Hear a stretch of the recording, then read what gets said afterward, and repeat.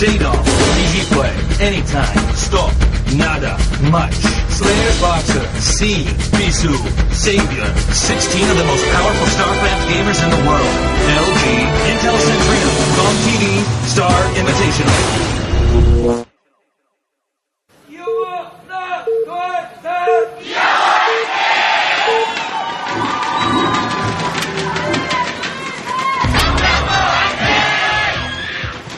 We're back. The final game, we're tied 2-2. People are going crazy. I can get a glimpse of Flash's parents, and they look incredibly stressed right now. But Flash doesn't. He looks pretty focused. Stork is at the top right. Flash is at the bottom left. We've reversed starting locations from the previous time these players have played. Stork dominating Flash on this map last time. But Stork probably a little bit mentally broken now that it's come down to this. It's boiled down to this last moment. Regardless of who wins, it'll be a 3-2 game.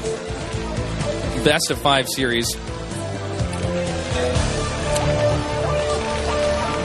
Some people on SC2GG.com want to shout out. I love that site. Somebody says shout out to Stuart Johnson, and I believe it says FT Crew, and the 100-man land at the 100-man land in Santa Barbara. I hope you guys are enjoying yourselves. I hope you guys are playing some manly games like StarCraft too. Somebody else says shout out to Sal Clan. Been watching StarCraft for 20 hours straight. Somebody else says shout out to WDP. We're real noobs, but we're loving it. And somebody else says shout out to Shoryuken Farms. We've been staying up all night. Oh, I actually play a lot of Marvel vs. Capcom 2. Cable, Sentinel, Capcom, of course. And I also do a lot of Soul Calibur and 1 and 2 too. So I'm actually a member of your forums. All right, back to the game. Very standard opening so far for both players. Flash putting that depot at the bottom, forcing the SCV pathfinding to find the minerals a little bit quicker. One of the many small secrets in StarCraft that can help you get ahead. Barracks located next to the command center so that he can micro around Zealots if Stork does a proxy gate. Surprisingly, Stork has not actually proxy gated this entire game, or this entire series, I should say. Something that he did twice against Berserker, although I think he's decided that Flash's micro is better than Berserker's micro. Cybernetic score now going up. Again, very by-the-book build for both players. And it looks like Flash once again gets the factory before the first Marine. Flash always feels very comfortable doing this. Even though Stork is notorious for doing proxy gate zealot rushes on this map.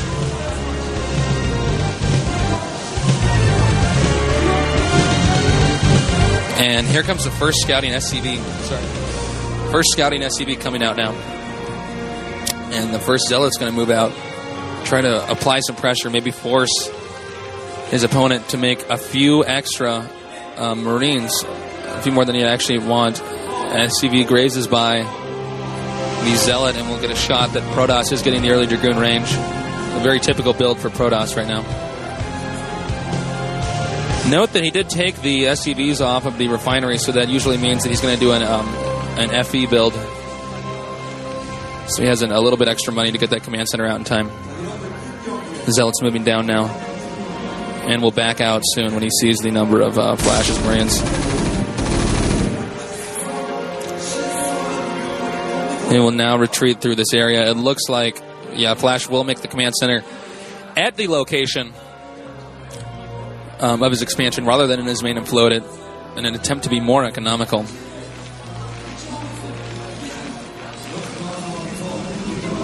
Taking a look at what Stork is doing. Stork is actually just going to go straight up and get the Nexus early on. This is a reasonably common build on this map.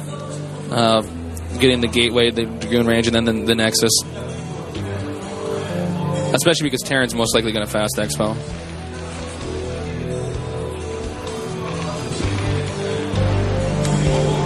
So both players have decided that the final game that they're going to be playing is going to be emphasized heavily on their ability to macro manage. Dragoon taking a peek and decides he doesn't want a piece of that and backs out. Now, Notice that Flash is hidden an SCV so that he can scout later on and see exactly what his opponent's doing. He's going to see that Stork... Oh! Stork actually blocked this area off already, but the SCV is stronger than the... In an all-out brawl with an SCV versus a probe, SCV comes out on top, having more hit points. And this means that, the Dragoon did not put his contacts in and walked right by the SCV. So now, Flash will know exactly what Stork is doing, putting Flash in a bit of a favoring position.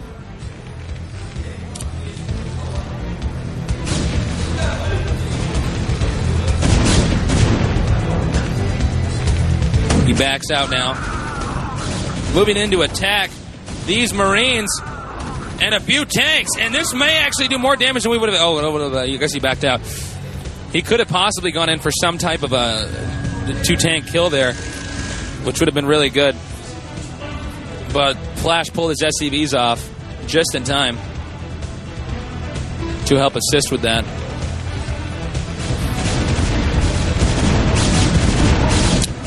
Now he's going to attack this barracks just to push it back a little bit. This will force the SCVs to repair it if it turns into the red. It's just some money wasted for Flash, basically. Good StarCraft players will do anything to get ahead. Even the smallest things count at this level. Once again, the early armory, the Flash build. Flash must sleep in armories. He loves these things. Always getting that early armory for the upgrades. I think this build is very strong on maps where carriers are viable.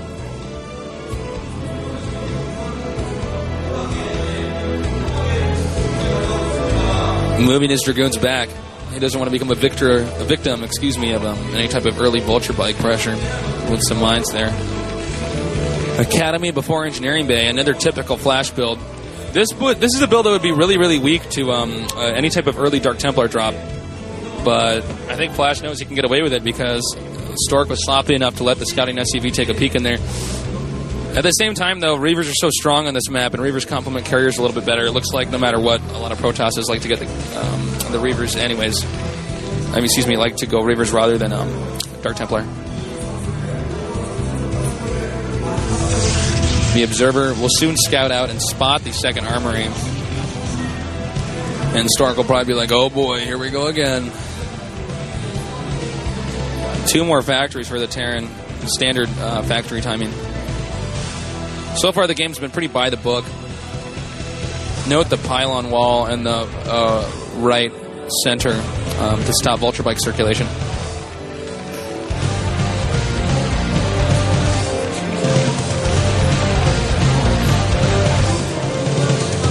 Now, soon the Reaver drop's going to commence.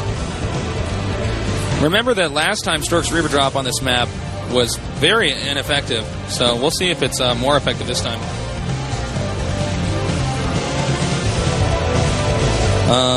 Someone says there's about 20 of them watching. Did they measure you for that suit? No, they did not, actually. That's why the sleeves were so long. I looked like I was, wearing a little boy's clothing. But hey, the suit looked kind of good, though. Anyways, I liked it. It was better color than purple. Somebody else says off topic, but all 30 of us are staying up past 6 a.m. just to watch this. Damn, that's a lot of people. I'm impressed. I hope you guys are enjoying this. And somebody says shout out to Eric. I believe the name is Jur. Wanger, Jama, and Stuto. Okay, hold that thought, though. The Reaver drop's coming in here. Whoa, I almost missed that. I don't want to look any more newbie than I already have these casts. Terran scans the Nexus. Oh, and he spotted the Stargate, too. What is up with Flash always spotting the Stargates the exact second they start? Now, air weapons is being upgraded to the cybernetics core. Looks like he's going to... Oh, he's just going to try to pick off this SCV here. One SCV down, but not in time to take out the engineering bay.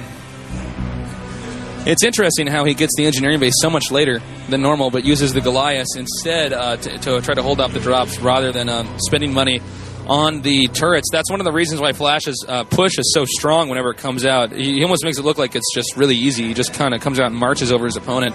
But it's actually very smart the way that he opens up each game. Fast Nexus. One thing to note about excuse me, one thing to note about Terran is that it's one of these races where you can do the same thing over and over and over again. And even if the Protoss knows it's coming, it's going to be very hard to hold it off. Protoss have to mix it up each game. They have to do different builds because if the Terran gets a good idea of what the Protoss is doing, it's very easy for the Terran to beat him. It doesn't mean one race is better than the other. They're just different. Here comes... note the floating buildings actually right over the army, just in case the Dragoon happens to target fire that rather than the rest of the army. Flash wants to gain some ground here and try to get that other expansion up. Meanwhile, Stork wants to do everything possible to slow down the second expansion so he can get a few more carriers. Here he comes now, going to try to move in, using this Reaver to snipe a few tanks. He picks off, whoa, total Reaver whiff there. Looks like the tanks are target firing. Oh, tanks target fired the Reaver. Oh, Stork totally screwed it up and even lost the shuttle. And now comes the terrifying flash push. Oh, man, this is going to be so bad for Stork. He has to get enough units to hold off this push. It is inevitable. Losing the shuttle, losing the Reaver, losing most of his Dragoons, and he does not have carriers in time. The 15-year-old genius Flash may prove to be the best StarCraft player of all time.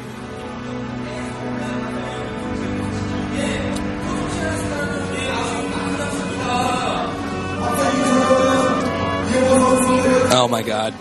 Oh, my God. This could be so bad for Stork if Flash decides to push. And Flash is waiting for the exact moment. He knows that he can't push too soon or too late.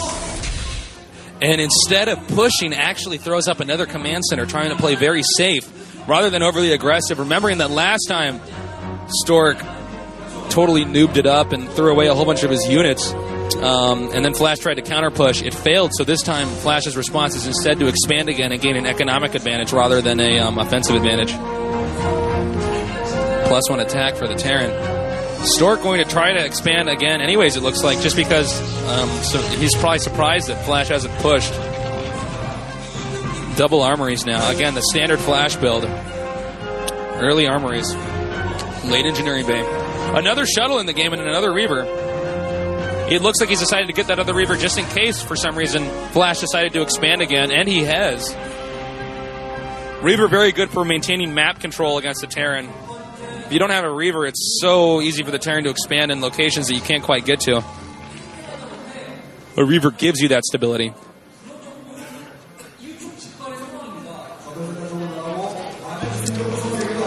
Somebody says shout out to GameRiot.com. Of course, you guys are the best. Someone says shout out to OffTopic.com. I'm glad you guys are watching too. Here comes a few Zealots in here to try to take out this turret. If he takes out the turret, the Reaver will have ample access to Flash's SCVs, and Flash is going to have to evacuate. Backing off, but nope, we don't love you, Zealot. You can stay and die.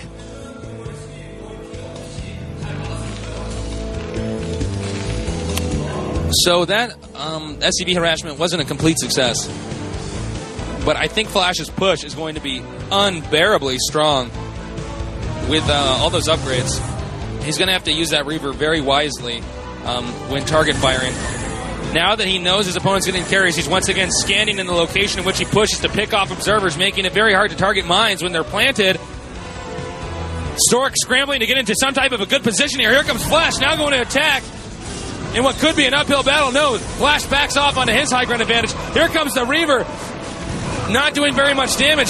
Stork seems to be confident that he can do a lot more damage than we would have expected. Target firing the Goliaths, now backing off. Goliath softened up.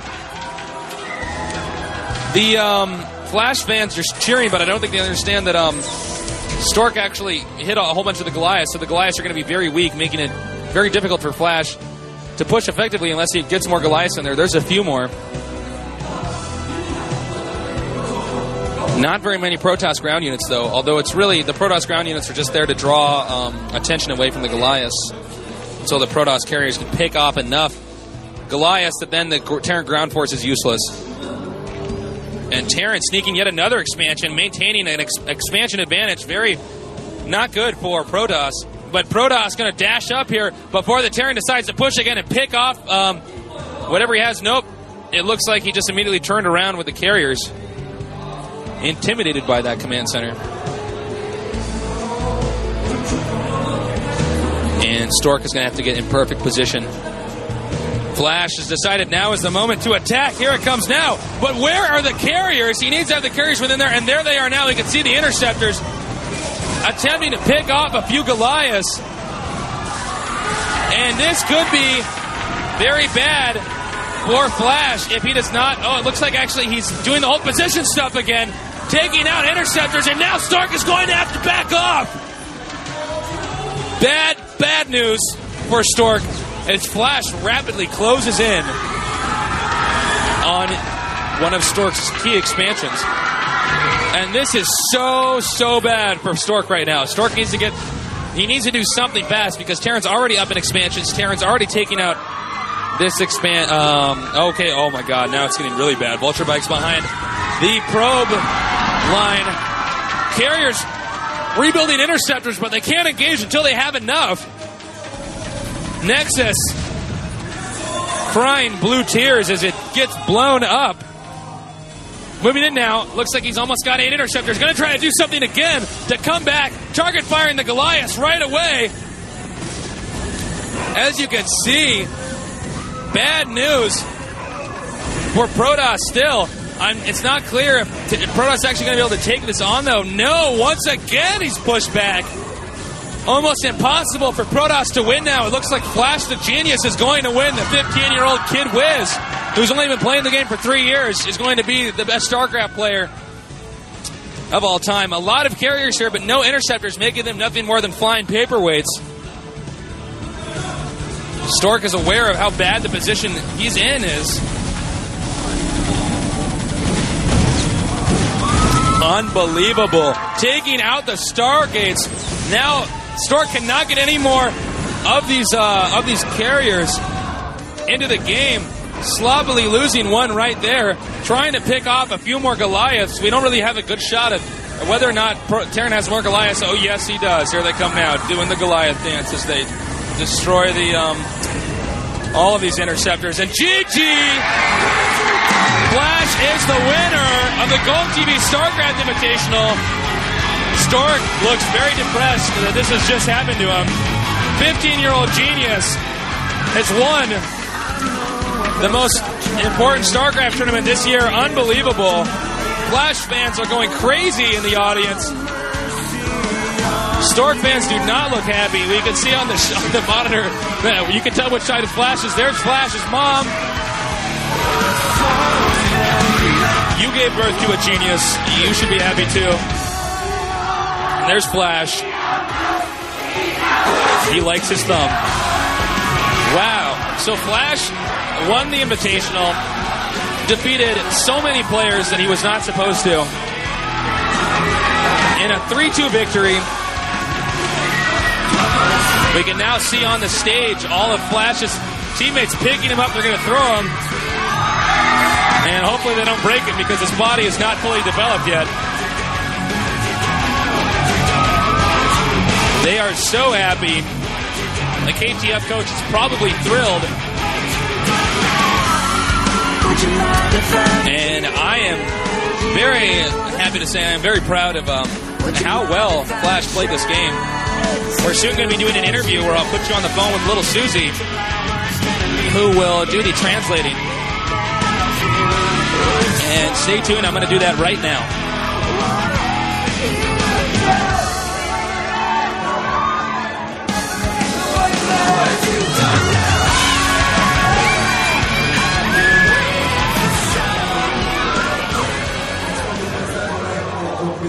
We want to thank Intel for giving us this opportunity to give you a live game today.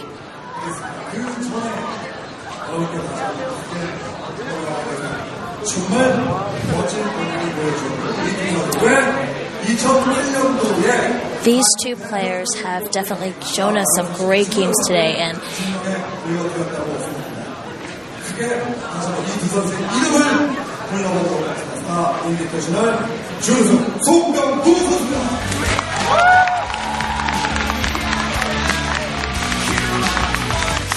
he's explaining how these two players are just great players, to represent Korea in their StarCraft.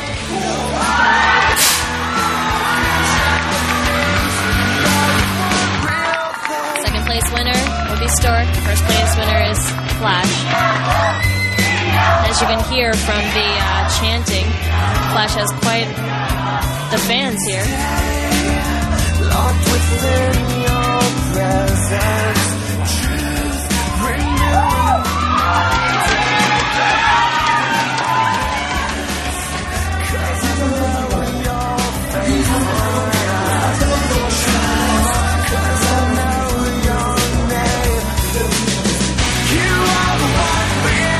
You know, when you went into your fourth game, you must have been pretty nervous, but what kind of things were you thinking?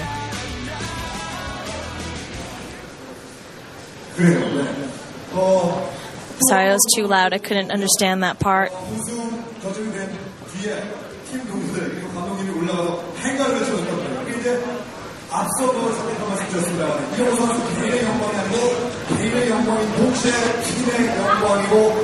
Now, this is an honor for not just you, but for your entire team.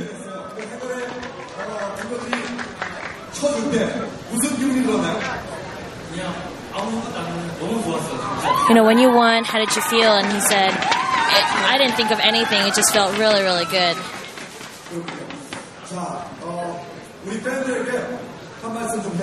Say something to your fans. You know, they've been cheering for you to the point where their voices are lost. You know, thank you for coming today. And I would always want to show you great games and me in great shape in playing.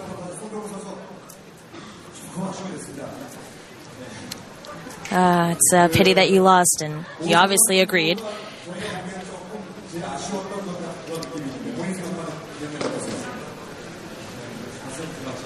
He thinks that the fourth game was the most crucial and excruciating loss.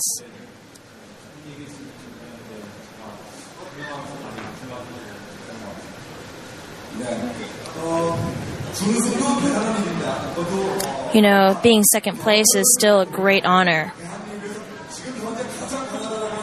You know, and within the entire nation, this tournament was a collection of all the strongest players, and you still made second place. And I know, but right now, I'm sure instead of feeling happy about it, you're kind of sad. But with this, you know, the life of a pro gamer is that you just prepare and you keep going with it. He responds with, I know I tried my best, but I didn't show my best game, and I will try harder next time.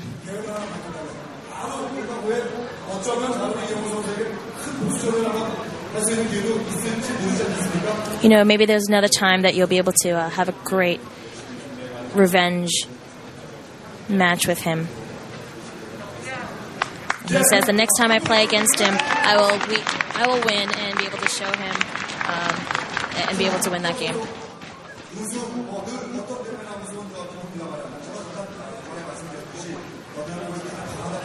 You know, like I said before, this is a match of the best 16 who are invited to be here, and you know,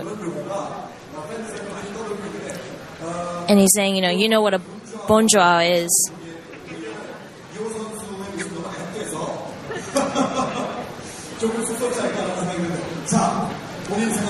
What do you think when people keep giving you that title of bonjour? He said, well, I will work as hard as I can to be able to fulfill that and become that bonjour.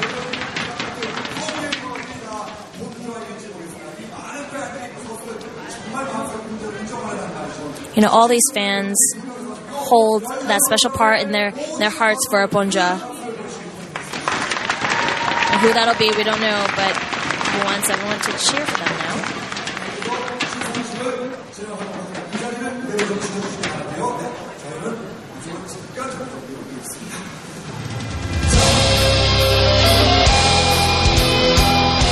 Well, that does it, guys.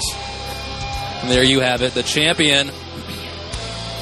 We don't know what he's saying, but what I can say right now is that this tournament has turned out to be a massive success in Korea and outside Korea, too.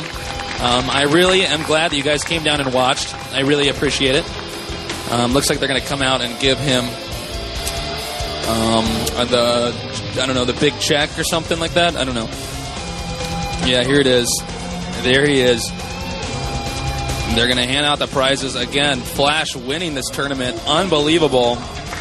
Stork gets the second place piece of cardboard. He's probably disappointed he did not get the first place piece of cardboard. Stork is a player who's known for getting second place constantly and generally not getting first place, so it seems that he's still stuck in that position. Also getting some flowers.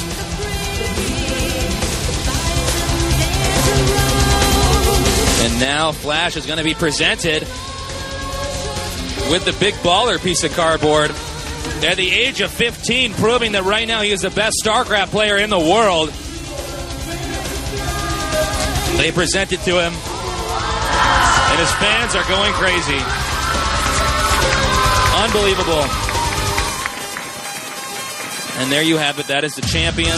He's beaten players like Savior, Jaedong, anytime. Stork. Seems that there's nobody he cannot beat. Hardly losing any games in the entire tournament until he got to the godlike Protoss Stork. He gets a little bit more flowers. And, of course, the GOM TV, official GOM TV StarCraft goblet. And hopefully he can carry all that. And yeah, I just can't, I'm so sorry to say, I'm sorry I'm not talking faster. I'm just in shock that this guy managed to do this, that he won. Unbelievable. I have the utmost respect for him.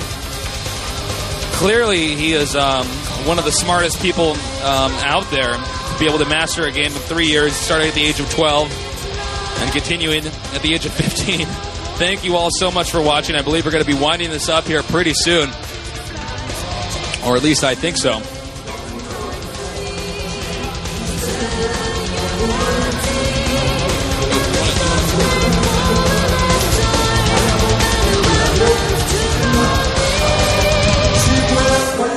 We want to thank you for watching.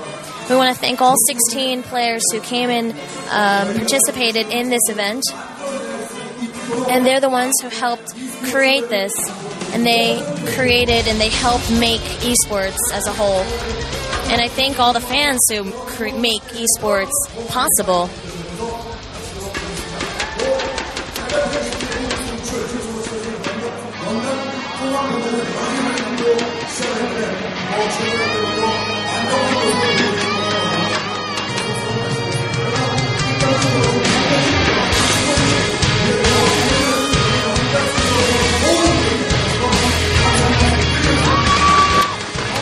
And he said something like, thank you, thank you, thank you, and there'll be many more to come.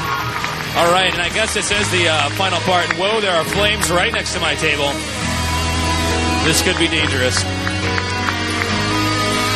Wow, guys, that's going to be it for us.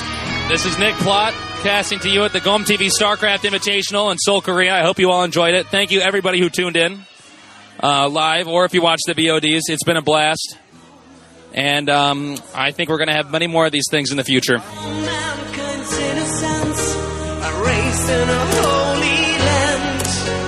Alone.